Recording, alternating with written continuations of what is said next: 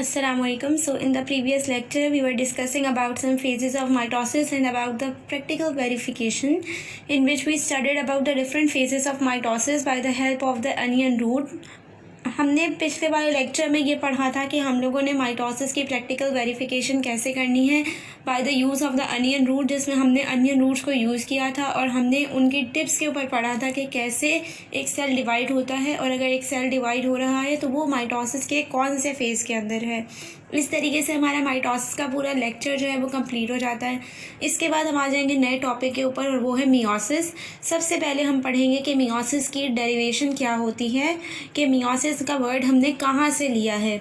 Meiosis is drive from a Greek word. Meiosis एक Greek word से लिया गया है जिसका मतलब होता है डीमाइन्यूशन। डीमाइन्यूशन का ये मतलब होता है कि किसी चीज़ का छोटा हो जाना या किसी चीज़ का कम हो जाना, विच मीन्स आगे लिखा हुआ है कि जिसका मतलब है अ डिप्लॉयड न्यूक्लियस। एक diploid nucleus contain 2 pairs of each type of chromosome. हर एक डिप्लॉयड न्यूक्लियस के पास 2 पेयर होंगे हर तरीके के क्रोमोसोम के, जो कि ऑटोसोम्स होंगे together with the sex chromosomes. एक ऑटोसोम्स होंगे और उनके साथ क्या होंगे, सेक्स क्रोमोसोम्स होंगे। सेक्स क्रोमोसोम्स वो होते हैं जो कि जेंडर डिफाइन करते हैं कि ये मेल है या फीमेल है।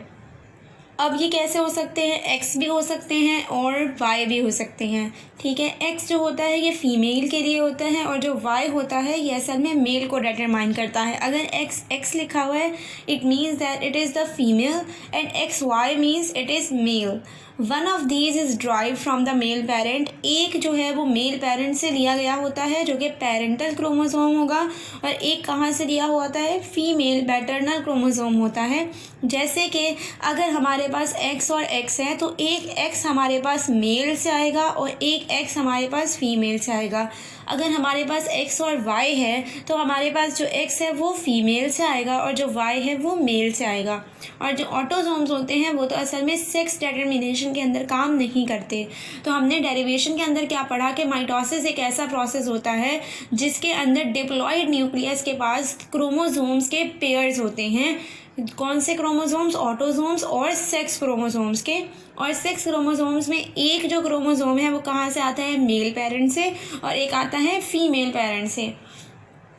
अब हम पढ़ेंगे कि ऑटोसोम्स और सेक्स क्रोमोसोम्स का असल में आपस में क्या डिफरेंस होता है। सबसे नंबर फर्स्ट पॉइंट है ऑटोसोम्स का, कि autosomes determine the somatic traits.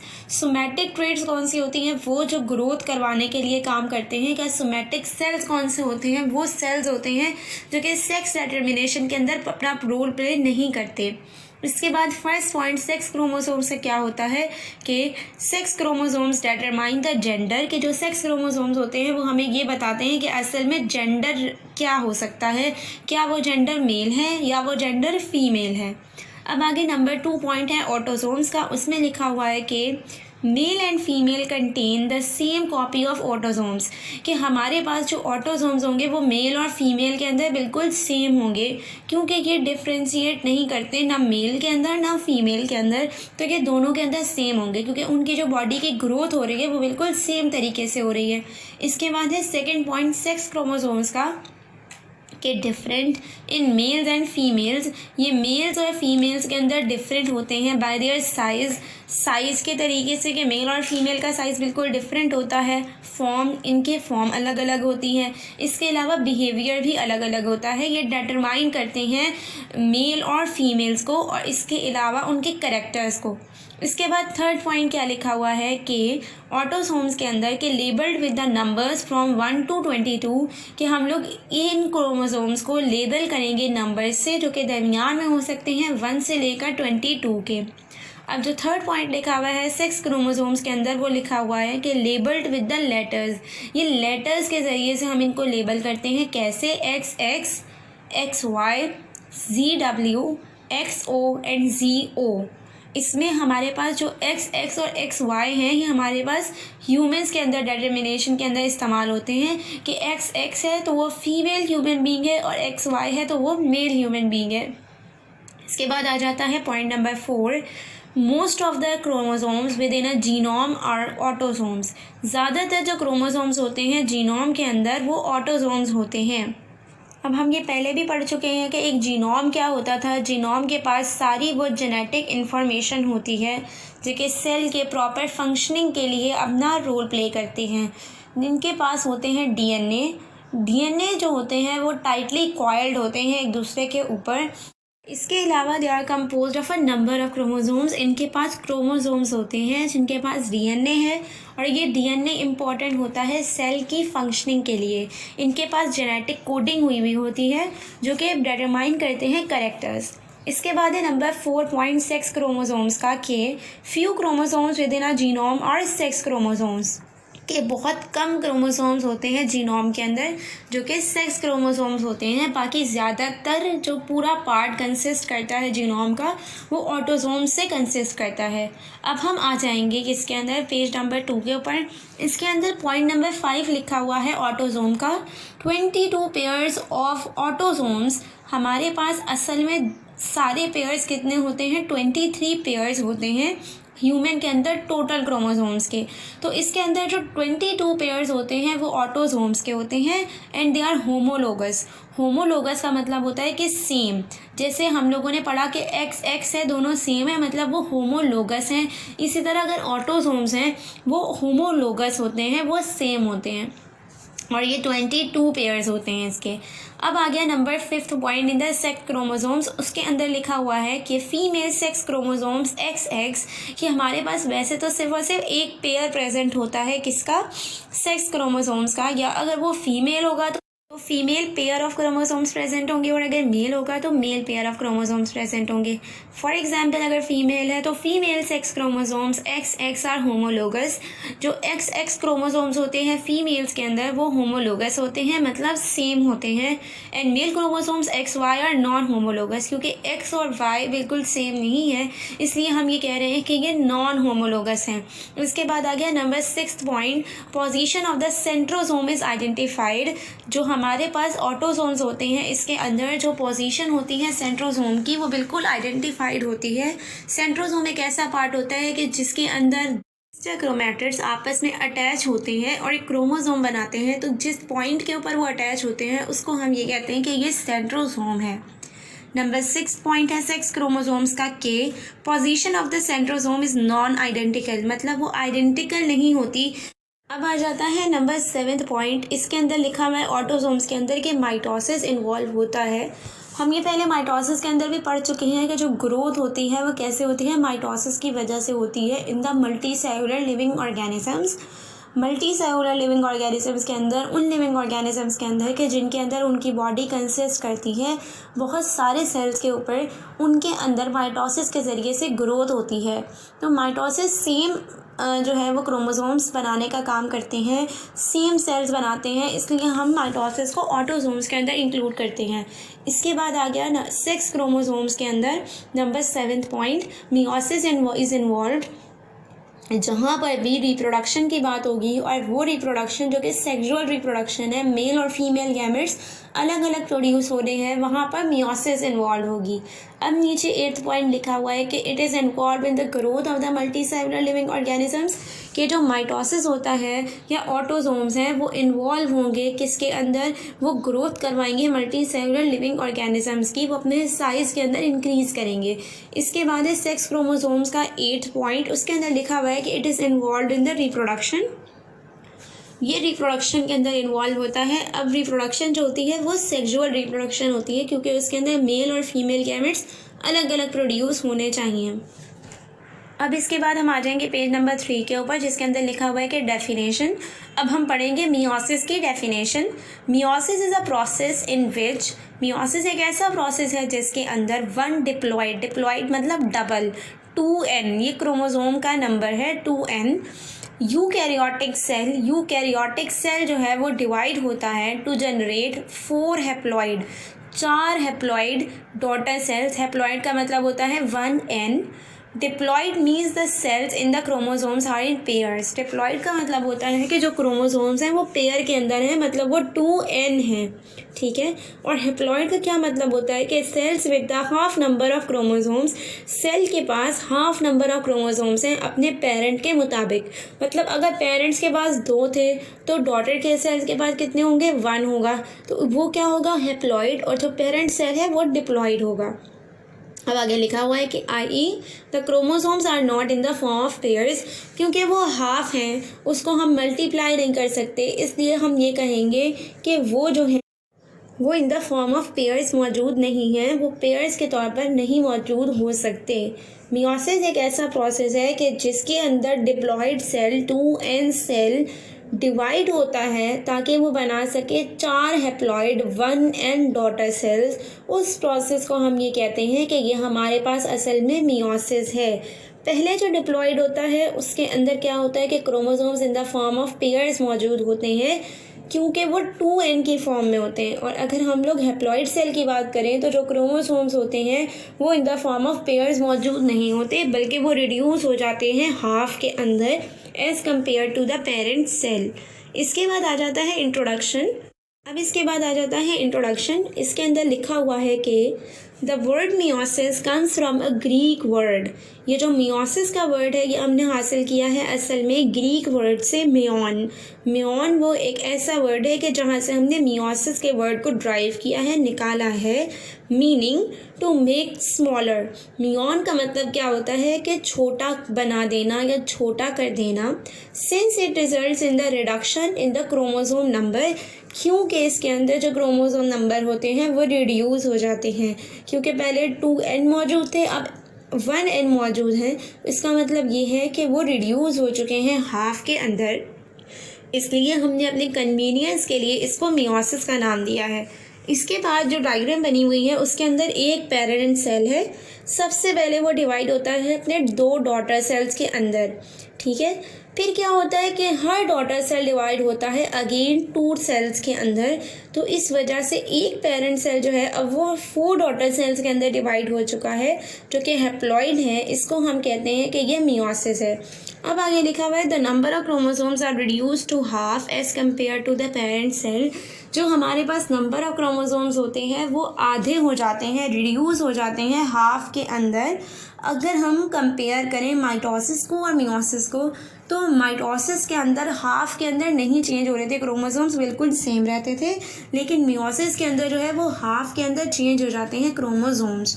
अब आगे लिखा हुआ है पेज नंबर 4 के ऊपर कि meiosis was discovered and described from the first time. Meiosis सबसे पहले कैसे डिस्क्राइब हुआ था, सबसे पहली बार हुआ था इन 1876 के अंदर by a German biologist. Meiosis को डिफ़ाइन किया था एक जर्मन बायोलॉजिस्ट ने जिनका नाम था ऑस्कर हर्टविग।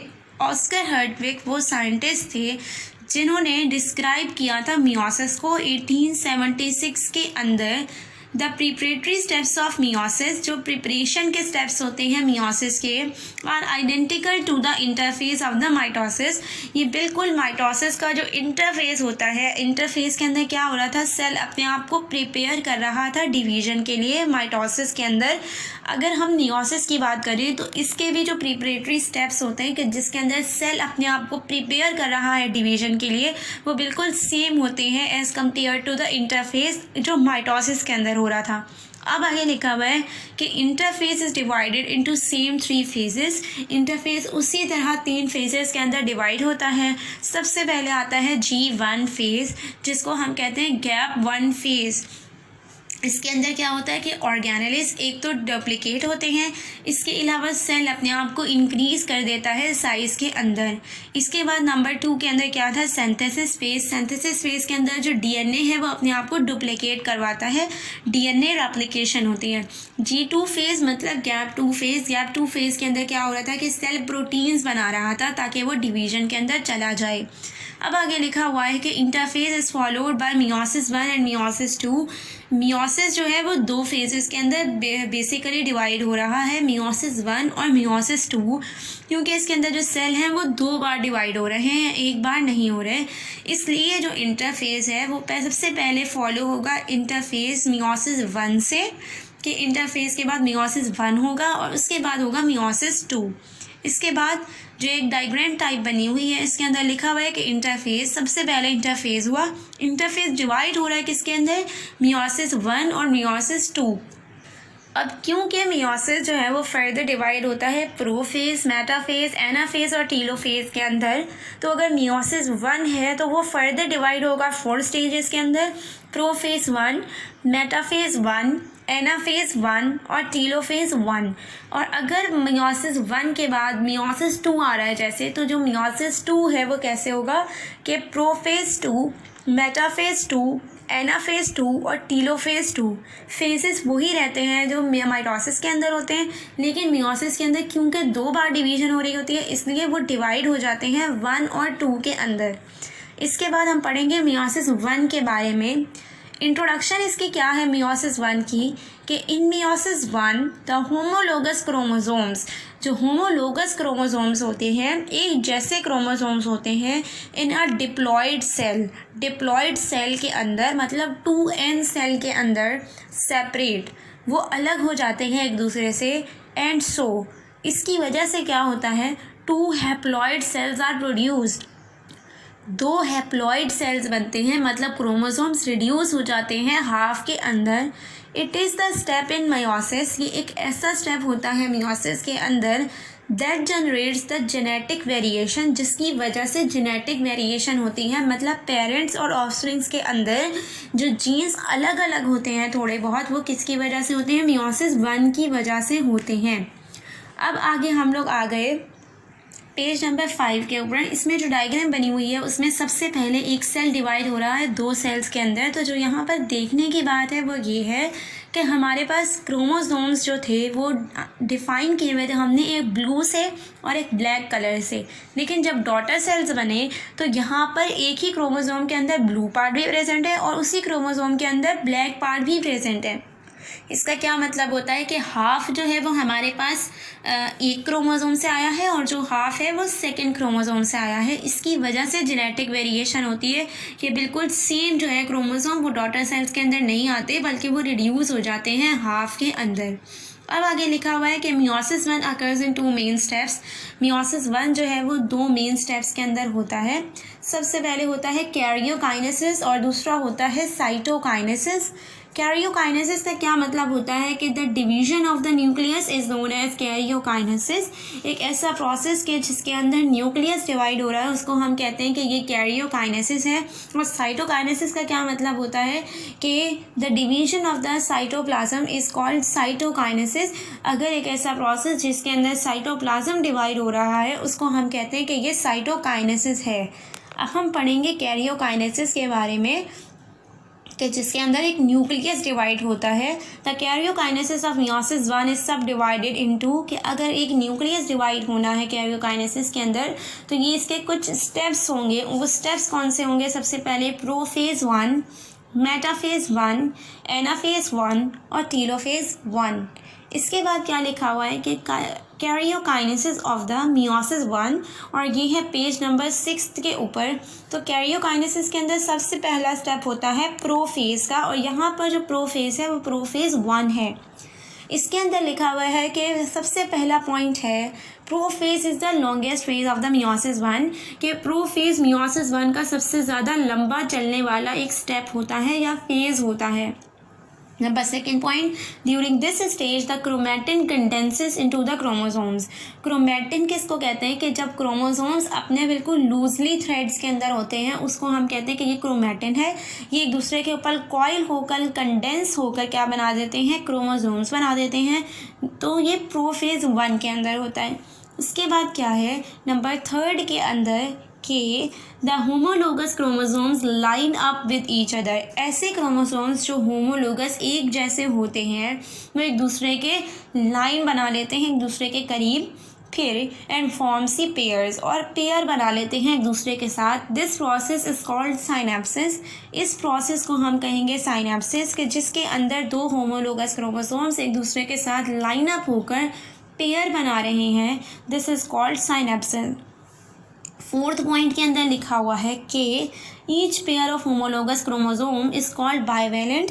हर एक होमोलोगस क्रोमोसोम का जो पेयर होगा उसको हम कहेंगे कि ये बाइवेलेंट है। अब नंबर 5 क्या है कि ईच बाइवेलेंट हैज़ 4 क्रोमैटिड्स। तो हम क्या कह रहे हैं कि हर एक बाइवेलेंट के पास 4 क्रोमैटिड होंगे। इसकी वजह से हम इसको क्या कहेंगे कि ये टेट्रेड है।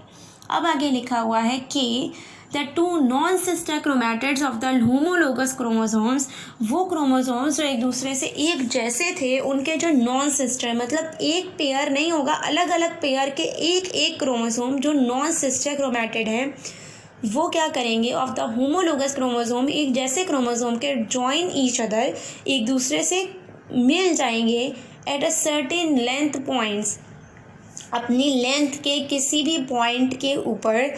These points of attachment are called चियास्मेटा।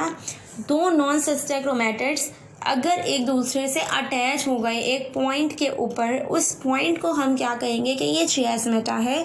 लेकिन इसके लिए शर्त ये है कि वो दो नॉन सिस्टर क्रोमैटिड्स होने चाहिए, सिस्टर क्रोमैटिड्स नहीं होने चाहिए। अब आगे लिखा हुआ है 7th पॉइंट के अंदर कि the points of attachment are called chiasmata. जहाँ पर वो अटैच होते हैं एक दूसरे से उसको हम कहते हैं chiasmata. Number 8th point, in the next stage the non sister chromatids of the homologous chromosomes, जो नॉन सिस्टर क्रोमैटिड्स हैं होमोलोगस क्रोमोसोम्स के, वो क्या करते हैं, एक्सचेंज देयर सेगमेंट्स, अपना कुछ पार्ट दूसरे नॉन सिस्टर क्रोमैटिड से एक्सचेंज कर लेते हैं। This phenomena is known as crossing over. इस फिनोमिना को हम ये कहते हैं कि ये क्रॉसिंग ओवर है। इसके अंदर क्या था कि दो नॉन सिस्टर क्रोमैटिड्स ने अपने कुछ सेगमेंट्स, कुछ पार्ट एक दूसरे से क्या कर लिए थे, एक्सचेंज कर लिए थे। जैसे कि नीचे डायग्राम के अंदर क्या है, पहले दो नॉन सिस्टर क्रोमैटिड्स हैं, इन्होंने क्या किया, एक दूसरे के अंदर अपने कुछ सेगमेंट्स एक्सचेंज कर लिए। जैसे एक रेड क्रोमोसोम था और एक ग्रीन क्रोमोसोम था, इन्होंने अपनी लेंथ के ऊपर एक दूसरे को अरेंज किया सबसे पहले। उसके बाद क्या किया कि एक दूसरे के करीब आए और फिर क्या किया, अपने कुछ सेगमेंट्स जो हैं वो एक दूसरे से ट्रांसफ़र कर लिए। इसको हम कहेंगे कि ये हमारे पास क्रॉसिंग ओवर है। अब हम आ जाएंगे पेज नंबर 6 के ऊपर। यहाँ पर क्या है कि पूरी एक साफ डायग्राम हमें दिखाई हुई है कि जिसके अंदर दो नॉन सिस्टर क्रोमैटिड्स थे क्रोमोसोम्स के, उन्होंने एक दूसरे से सेगमेंट्स को एक्सचेंज कर लिया है।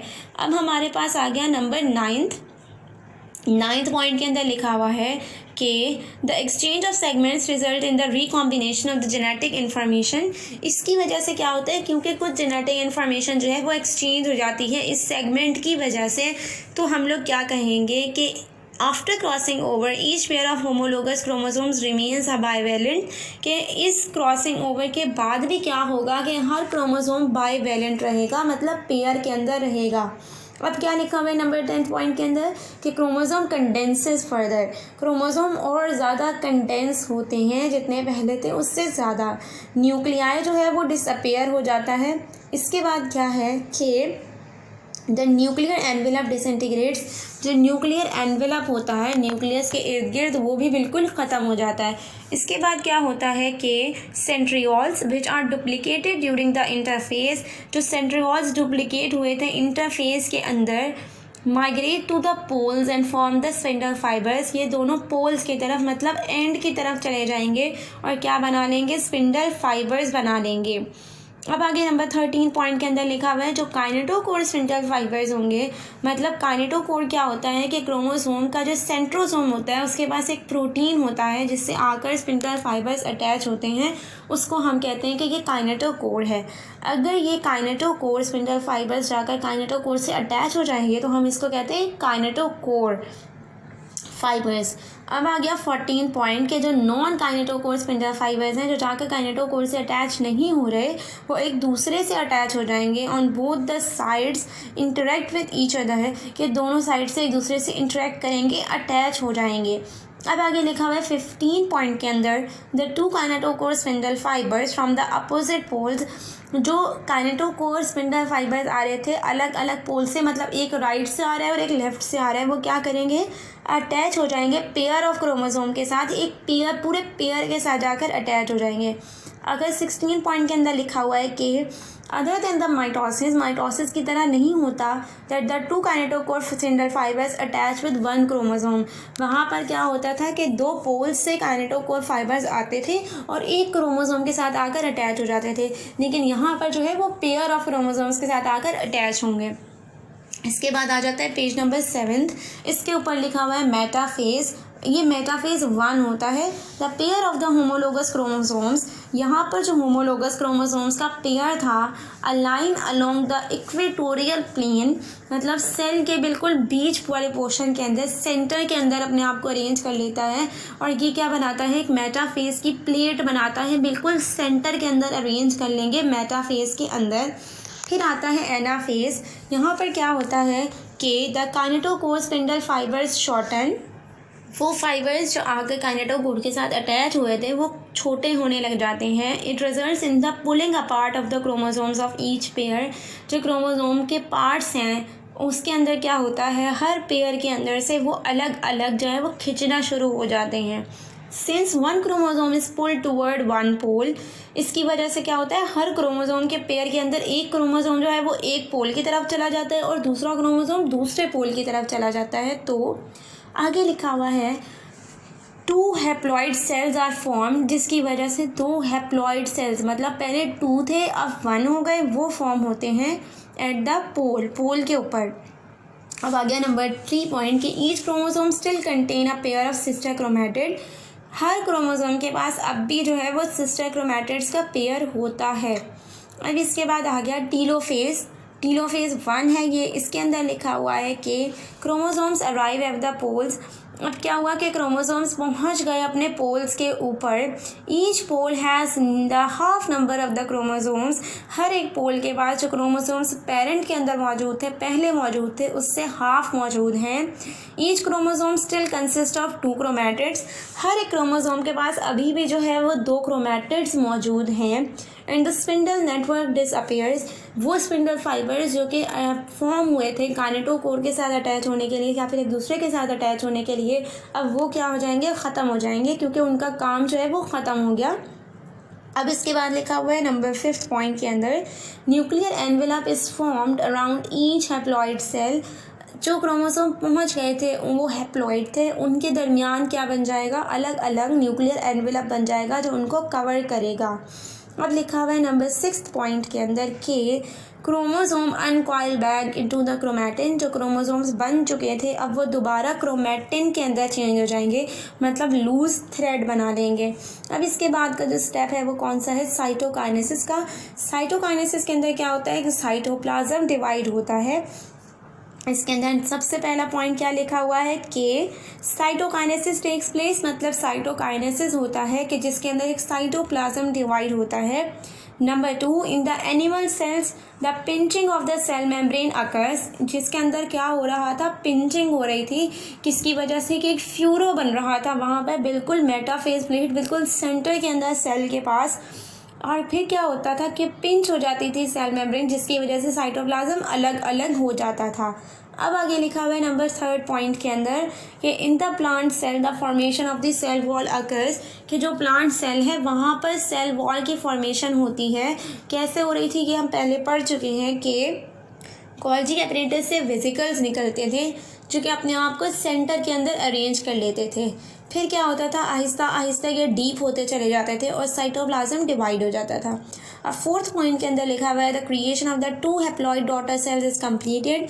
इसके साथ साथ क्या होता है कि यहाँ पर एक जो मियोसिस का पार्ट है, मतलब जो हैप्लॉइड नंबर ऑफ सेल्स बनने थे वो बन चुके हैं डॉटर सेल्स, और उनके पास जो क्रोमोसोम्स हैं वो रिड्यूस हो गए हाफ के अंदर जितने वो पेरेंट्स के अंदर मौजूद थे। इस तरीके से जो मियोसिस 1 का स्टेज है वो कंप्लीट हो जाता है। आगे लिखा हुआ है पेज नंबर 7 के ऊपर कि इंटरकाइनेसिस क्या होता है। After meiosis 1 both the haploid cells क्या होता है कि जब मियोसिस 1 कंप्लीट हो जाता है तो वो दोनों हैप्लॉइड सेल्स जो हमारे पास बने थे enter a period of rest, ये एक रेस्टिंग फेज के अंदर चले जाते हैं, जिसको हम कहते हैं इंटरकाइनेसिस या फिर इंटरफेज 2। अगर हैप्लॉइड सेल्स बनने के बाद एक रेस्टिंग स्टेज के अंदर फेज़ के अंदर चले गए तो उस फेज़ को हम कहते हैं कि ये इंटरकाइनेसिस है या फिर इंटरफेज 2 है। The interphase 2 is different from the interphase of the mitosis and meiosis 1। जो interphase 2 होता है वो different होता है किसके, माइटोसिस के इंटरफेज से, और वो इंटरफेज जो कि meiosis 1 के अंदर हुआ था, क्योंकि जो meiosis 1 के अंदर इंटरफेज था वो बहुत ज़्यादा सिमिलर था किससे, माइटोसिस से। इसके बाद क्या लिखा हुआ है, there is no synthesis phase. इसके अंदर क्या होता है कि सिंथेसिस फेज नहीं होती इंटरकाइनेसिस के अंदर या फिर इंटरफेज 2 के अंदर, सिर्फ और सिर्फ गैप 1 और गैप 2 होगा, सिंथेसिस फेज नहीं होगा। And so there is no duplication of chromosomes. क्योंकि सिंथेसिस फेज के अंदर जो है वो डुप्लीकेशन हो रही थी क्रोमोसोम्स की, तो हम इसलिए ये कहेंगे कि यहाँ पर जो है वो सिंथेसिस फेज नहीं हो रहा, जिसकी वजह से जो क्रोमोसोम्स हैं वो डुप्लीकेट नहीं हो रहे ड्यूरिंग दिस स्टेज, इस स्टेज के अंदर।